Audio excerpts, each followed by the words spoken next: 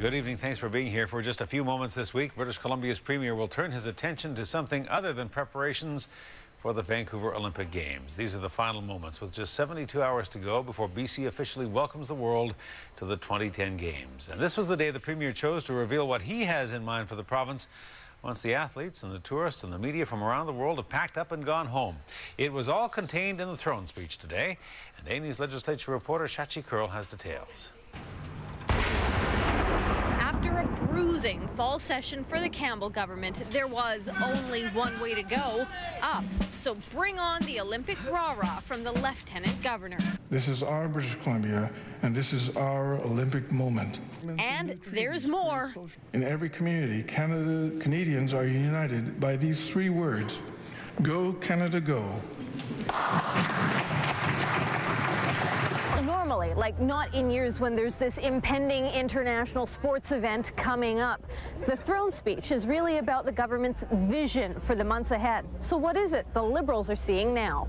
Red didn't just refer to the surge. There's that little issue of the budget. It is the responsibility of all in this House to guide our economy and our public finances back to balance. This year is also supposed to be about the kids. A new property tax deferral will allow parents with children under the age of 18 to put off paying their house taxes. If they choose to, they'll be able to defer their property tax as long as they have a child under 18 years of age at home. It's about the environment. In a major move, the province is revealing it will ban mining, oil, and coal bed gas extraction in BC's Flathead Valley, which borders Alberta and Montana. And it's about reducing efficiencies with hints at big changes for BC ferries. It will we'll have some significant announcements, but the most important thing, I think, is to recognize that BC Ferries has been well run.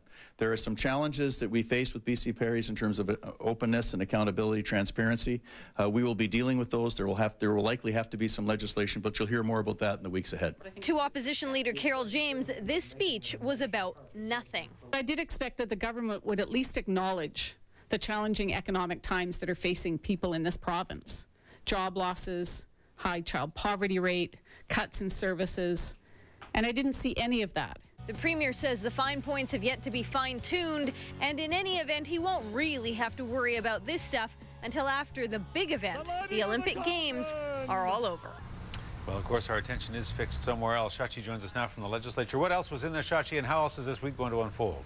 A lot of other little things, Hudson, designed at cutting red tape, streamlining regulations, something in there about universities no longer having to be part of the government's reporting out process. But we asked a lot of questions about this, and ministries seem to be getting this information at the same time the press does and the news outlets do at the time we do in the public. So they didn't have a lot of details for us. A lot of the words from Gordon Campbell today were, we'll be announcing more on that later. We'll have more details later, and that includes what changes may be in store for BC Ferries. You heard in that clip there may be new legislation. Could that mean that BC Ferries Services, which was once a Crown Corporation, gets folded back into government and becomes a Crown Corporation once again? What I'm hearing is don't count it out, but leave oneself a lot of wiggle room when making that forecast. It's all a very tightly held secret coming out of the Premier's office, Hudson. All right, more to come in the next couple of days. And, of course, the PM is here on Thursday, right? That's right.